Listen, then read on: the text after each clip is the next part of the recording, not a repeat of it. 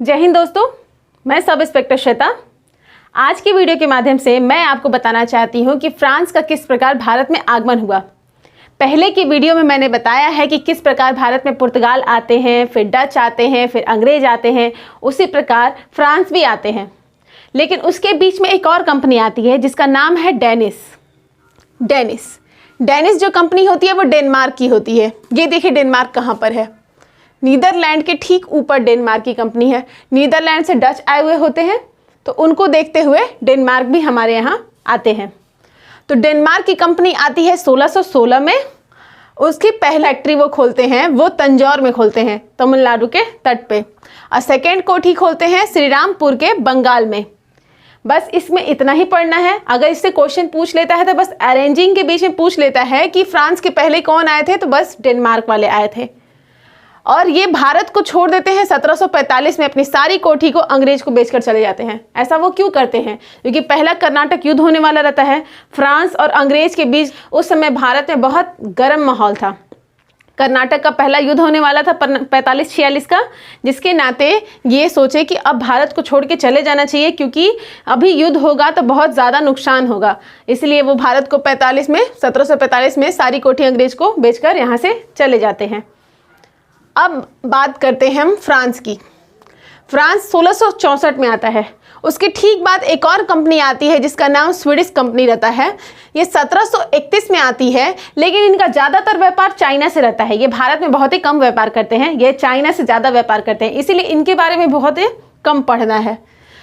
सबसे ज़्यादा इंपॉर्टेंट कोई हिस्सा है तो वो फ्रांस का आगमन है, क्योंकि जितना पावरफुल भारत में इंग्लिश मैन रहे हैं उतने ही पावरफुल रहे हैं फ्रांस वाले। ये दोनों एक दूसरे को टक्कर देते थे।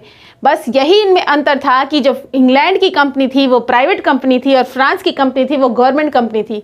और गवर्नमेंट कंपनी ज़्यादा छूट तो देती है नहीं, उसी तरह फ्रांस वाले जब पावर में आए तो गवर्नमेंट इनको दबा दी, जिसके नाते फ्रांस उतना बढ़ चढ़ के अपना प्रभुत्व नहीं दिखा पाए। चलिए जानते हैं इनके बारे में। फ्रांस का आगमन। अब देखिए फ्रांस आना क्यों चाहता था यहाँ पर, क्योंकि पहले से भारत में बहुत सारे यूरोपीय आ चुके थे, जिसमें पुर्तगाल, डच, अंग्रेज, डेनिस, फिर फ्रांस आता है। तो ये भी सोचते हैं कि हम भी चलिए भारत में जाते हैं और अपना व्यापार करते हैं। लेकिन ये भी व्यापार करना चालू कर दिए थे, लेकिन उस समय यह व्यापार में अफ्रीका को पार करके यहाँ पे मेडागास्कर द्वीप है, इस पे अपना व्यापार चला रहे थे। उसके बाद में जाकर ये भारत में आने के बारे में सोचे, क्योंकि भारत से बहुत ज़्यादा व्यापार बढ़ रहा था, सब लोग अमीर होते जा रहे थे यूरोप के, इसलिए ये भी सोचे कि हम भी चलिए भारत में व्यापार करते हैं। इसके बारे में विचार किसके मन में आता है? 1664 में जब भारत में औरंगजेब का शासन था, उस समय फ्रांस में लुई 14वां का शासन था। उसी के दरबार में एक मंत्री था जिसका नाम था कोलबर्ट के मन में ही सबसे पहले ही खुरापात उपजा कि चलिए भारत से व्यापार करते हैं। और लुई 14वां से जाके बात करता है, उसको समझाने लगता है, उसको मोटिवेट करता है कि चलिए व्यापार के लिए हम भारत को अब एक कंपनी का निर्माण करते हैं और भारत भेजते हैं। अब वहाँ पर 1664 में एक कंपनी बनता है फ्रांस में, द कंपनी देश इंडेस ओरिएंटल्स, जिसका हिंदी में अर्थ हुआ फ्रांस ईस्ट इंडिया कंपनी। ये कंपनी आती है भारत में व्यापार करने। ये किसके सोच से बना था? कोलबर्ट के सोच से बना था। ये एग्जाम में क्वेश्चन पूछ लिया जाता है कि फ्रांस ईस्ट इंडिया कंपनी किसके दिमाग की उपज थी? तो कोलबर्ट के दिमाग की उपज थी। देखिए दोस्तों, 1664 से लेकर 1667 के बीच में छुटपुट व्यापार चला। ज़्यादा हस्तक्षेप नहीं किए, बस जाए और जाके व्यापार करते थे और भारत को सपना चालू किए। क्योंकि इसके पहले तो भारत में 3 लोग आके बैठे हुए थे ना, पुर्तगाली था ही, डच था ही, अंग्रेज था ही। अभी चौथी कंपनी जो पावरफुल कंपनी है वो पहुंचने वाली थी भारत। तो ये जाके पहले शुरू में छुटपुट व्यापार करते हैं, मसाला खरीदते हैं, उसको जाके अपने फ्रांस में बेचते हैं। फिर जब देखते हैं कि उस मसाला को बेचने या फिर भारत से आए हुई जो सामान होते थे ना, उस बहुत महंगी बिकती थी, उससे बहुत ज़्यादा लाभ होता था। 1667 में फ्रांसिस कैरोन की अध्यक्षता में एक अभियान भारत आता है और वो आकर 1668 में सूरत में अपना पहला कोठी बनाता है।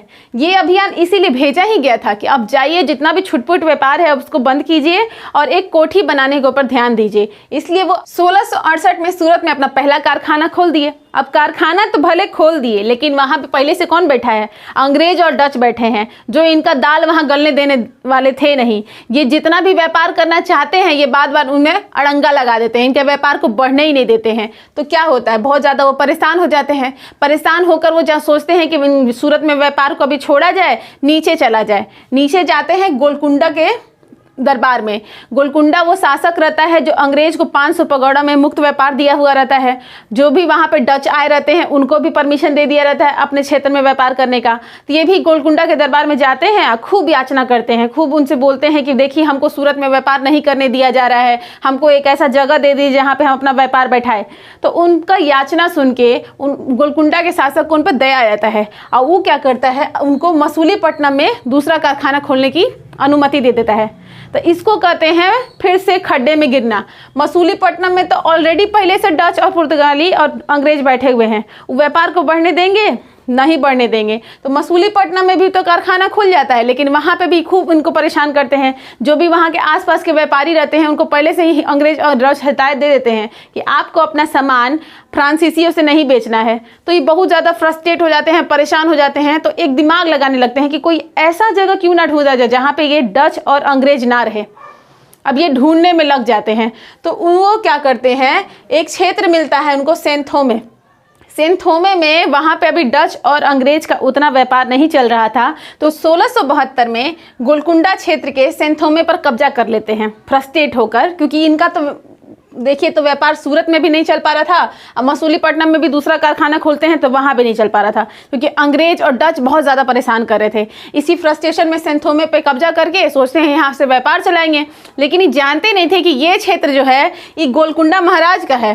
गोलकुंडा महाराज को जब जाते हैं डच जो आते हैं और आके गोलकुंडा महाराज से बोलते हैं कि आप उन पर दया करके आपको मसूलीपट्टनम उनको दिए थे और ये आपका सेंथोमे पर कब्जा कर लिए। इसी बात पे गुस्सा होकर गोलकुंडा शासक जो होते हैं वो डच का सहयोग लेते हैं और सेंथोमे पर हमला कर देते हैं फ्रांसीसियों के ऊपर, उनको सबक सिखाने के लिए कि तुमको हम ज़मीन दिए थे मसूलीपट्टनम में और तुम हमारे ही ज़मीन पे कब्जा कर रहे हो। तो और ये दोनों मिलकर डच और गोलकुंडा शासक मिलकर फ्रांसीसियों को हरा देते हैं और सेंथोमे से और मसूलीपट्टनम दोनों जगह से उनको भगा देते हैं। और जो सेंथोमे जो बसाया हुआ क्षेत्र था फ्रांसीसियों का, उसे उठाकर दे देते हैं डचों को। अब मसूलीपट्टनम से व्यापार, अब यहाँ से किसका व्यापार चलने लगा? बस अंग्रेज और डच का व्यापार चलने लगा। यहाँ से भी फ्रांसीसियों को लगभग भगा ही दिए। 1773 में एक नए डायरेक्टर को भेजा जाता है जिसका नाम रहता है फ्रांसिस मार्टिन, क्योंकि पिछले डायरेक्टर के दौरान 1772 में गोलकुंडा की सरकार ने पूर्णतः फ्रांसीसियों को सेंथोमे से और मसूलीपट्टनम से भगा दिया था। इसलिए जल्दी जल्दी में एक और डायरेक्टर को भेजा जाता है कि वो जाके वहाँ के लोगों से माफ़ी मांगे और अपने व्यवसाय को फिर से उठाया जाए। कंपनी को लगभग पूरा तरह से बर्बाद कर चुके थे पहले वाले डायरेक्टर।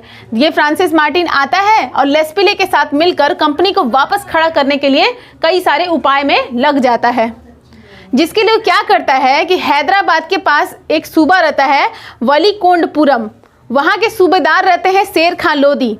उनके पास जाता है और खूब याचना करता है कि पहले से सूरत में जब हम व्यापार कर रहे थे तो वहाँ से अंग्रेज डच भगा दिए, मसूलीपट्टनम में भी व्यापार कर रहे थे तो वहाँ भी अंग्रेज डच परेशान किए, फिर वहाँ पे सेंथोमे में व्यापार करने गए तो वहाँ के राजा हमको भगा दिए, तो हम कहाँ जाए। इसी याचना को सुनकर उनको उन पर दया आ जाती है और उनको एक गाँव मिल जाता है।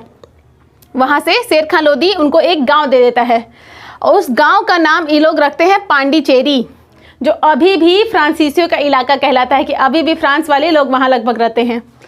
1774 में ये पांडिचेरी शहर को बना देते हैं मार्टिन। एग्जाम में क्वेश्चन पूछा जाता है पांडिचेरी की स्थापना किसने की है, तो मार्टिन ने की है। अच्छे से वहाँ पे शहर की स्थापना करता है, उसको अपना मुख्यालय बनाता है।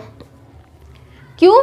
क्योंकि वहाँ पर पहले से ही पांडिचेरी वाले इलाका में पुलिकट में डच लोगों का किला था, मद्रास में अंग्रेज़ों का किला था, इसलिए ये भी सोचता है कि पांडिचेरी शहर बसाए हैं तो वहाँ पे हमको भी एक अपना किला बना लेना चाहिए कि ये दोनों फिर उठकर हम पे हमला करने ज़रूर आएंगे। इसलिए पुलिकट में अपना एक किला बनाता है जिसका नाम देता है फोर्ट लुई, जिसका नाम देते हैं वो फोर्ट लुई, और यहाँ से अपने सारे कारोबार को अच्छे से चलाने लगते हैं। पांडिचेरी में अपने किला को बनाकर वो अब बंगाल की ओर बढ़ते हैं, क्योंकि बंगाल वाला इलाका बहुत ज़्यादा फ़ायदे वाला था। वहाँ पे सोरा, अफ़ीम, रेशम वस्त्र, बहुत अच्छी अच्छी चीज़ें मिलती थी, तो वहाँ से व्यापार को बढ़ाना चाहते हैं। तो वहाँ जाते हैं और वहाँ बंगाल के एक सूबेदार से मिलते हैं, उनसे बहुत ज़्यादा याचना करते हैं कि आप जैसे अंग्रेज़ों को, डचों को अपने यहाँ फैक्ट्री बनाने की अनुमति दिए हैं, हमें भी दे दीजिए। तो वहाँ के एक सूबेदार रहते हैं, वो उनको चंद्रनगर दे देते हैं और चंद्रनगर से वो अपना फैक्ट्री का स्थापना करते हैं और बंगाल से अपने व्यापार को बढ़ाना चालू कर देते हैं। अब जैसे ही ये वहाँ जाते हैं तो यहाँ पे इनका खटपट सबसे पहले शुरू होता है डचों के साथ। डच पहले से थे और वहाँ पे उनका व्यापार अच्छा खासा चल रहा था, और ये भी कारण रहता है क्योंकि यूरोप में डच यहाँ पे नीदरलैंड जो है का फ्रांस से यहाँ पर युद्ध चल रहा था, तो ये भी टेंशन था कि यहाँ पे डच का फ्रांस से युद्ध चल रहा है। यही यूरोप का टेंशन ये बंगाल में निभाते हैं। बंगाल में जब इनका व्यापार चलने लगता है तो सबसे पहला इनका मतभेद होता है डचों से। डच जो होते हैं वो सूरत बंगाल को छोड़कर डायरेक्ट पांडिचेरी पे हमला करते हैं। वो जगह जहाँ पे इनका मुख्यालय था, जहाँ पे अभी अभी अपना बस्ती बसा के वो सेटल हुआ था लोग, उस पर हमला कर देते हैं 1693 में, जिसको रेजविक की संधि के द्वारा 1698 में वापस करते हैं।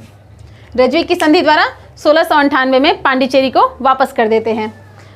फिर 1665 से लेकर 1698 तक यह बस व्यापार तक ही सीमित रखे थे अपने आप को। 1665 से 1698 तक व्यापार तक ही सीमित रखे थे। जहां अंग्रेज और डच अपने आप को बहुत ज़्यादा बढ़ा रहे थे, वहां इनकी गतिविधि काफ़ी कम थी। इसका कारण क्या था? इनका सरकारी होना। इनके ऊपर फ्रांसीसी गवर्नमेंट का बहुत ज़्यादा नियंत्रण था, जबकि डच और अंग्रेज के ऊपर उनके सरकार का उतना नियंत्रण नहीं था। यूरोप में हॉलैंड और फ्रांस का युद्ध चल रहा था, जिसके नाते भारत में कंपनी की स्थिति एकदम बिगड़ते जा रही थी। फ्रांस वालों का भारत में कंपनी का बहुत बुरा हाल था। उसी के बाद 1720 के बाद कंपनी की स्थिति थोड़ी सुधरती है। वो कैसे कि 1721 में मॉरिशस पे कब्जा कर लेता है सब। यहाँ पे मॉरिशस है अफ्रीका के बगल में मेडागास्कर द्वीप, उसके बगल में छोटा सा द्वीप है जिसका नाम मॉरिशस है। वहाँ से इनको बहुत ज़्यादा लाभ होता है और अपनी नौसेना को पूरा स्ट्रॉन्ग बनाते हैं मॉरिशस से। उसके बाद भारत में 1725 में माहे पर कब्जा कर लेते हैं। माहे जो मालाबार द्वीप पर एक द्वीप है, मालाबार तट पे माहे पर कब्जा कर लेते हैं। उसके बाद 1739 में कराईकल पर भी हम कब्जा कर लेते हैं। ये रहा कराईकल, तमिलनाडु तट पे कराईकल पर भी कब्जा कर लेते हैं। उसके बाद माहे और कराईकल पर कब्जा करने के बावजूद भी ये इतने ज़्यादा स्वतंत्र नहीं थे जितना डच और अंग्रेज थे। डच और अंग्रेज की कंपनियां पूरा तरह से स्वतंत्र थी, लेकिन फ्रांस की कंपनी उतनी स्वतंत्र नहीं थी। तो है कराईकल में पहले से इनका कब्जा था, वहाँ पे इनकी बस्ती थी, पांडिचेरी पर भी बस्ती थी, सूरत और चंद्रनगर से अच्छा खासा व्यापार भी चल रहा था। और मॉरिशस जहाँ पे यहाँ पे मेडागास्कर के बगल में मॉरिशस जो छोटा द्वीप है, वहाँ से भी इनकी नौसेना को बहुत कुछ मिल जा रहा था पावर। तो भी इनकी नीति लगभग क्या थी? व्यापार तक ही सीमित थी। व्यापार कमाना है, व्यापार करना है और धन संपदा को बढ़ाने तक ही इसकी नीति चल रही थी। इनकी नीति में परिवर्तन होता है डुप्ले के आने पर। जब 1742 में डुप्ले भारत में आता है तो एक नई विचारधारा को उत्पन्न करता है। इनकी नीति का पूरा उलटफेर कर देता है। अब इनकी नीति सिर्फ व्यापार तक ही सीमित नहीं रहना चाहती थी, ये क्षेत्र को भी अब जीतना चालू कर देना चाहते थे और अपने अंडर करना चालू कर दिए। साम्राज्यवाद की महत्वाकांक्षा यहाँ से क्रिएट होती है डुप्ले के आने पर। तब भी सरकार के अंडर ही कंपनी थी, अब पहले भी सरकार के अंडर ही कंपनी। डुप्ले अपनी मर्जी से कई तरह के यहाँ पे बदलाव करता है, जिसके नाते अंग्रेजों से इनका लड़ाई चालू हो जाएगा और 3 कर्नाटक युद्ध होंगे। उसके बाद वांडीवॉस युद्ध के बाद फाइनली फ्रांसीसी भारत को पूरी तरह से छोड़ेंगे और यहाँ से उनका आधिपत्य पूर्णतः लगभग खत्म हो जाएगा।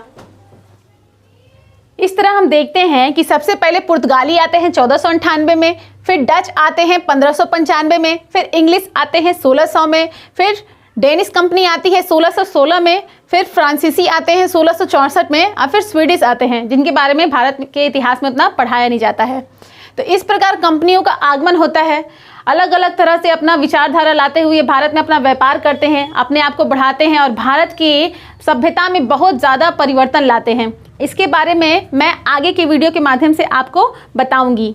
अगर मेरे पढ़ाने का तरीका आपको पसंद आ रहा हो तो प्लीज़ मेरे चैनल को लाइक, शेयर एंड सब्सक्राइब करें, अपने दोस्तों से शेयर करें और किसी भी तरह का डाउट हो तो प्लीज़ कमेंट में क्वेश्चन करके आप हमसे पूछ सकते हैं कि आपको किस प्रकार का डाउट है।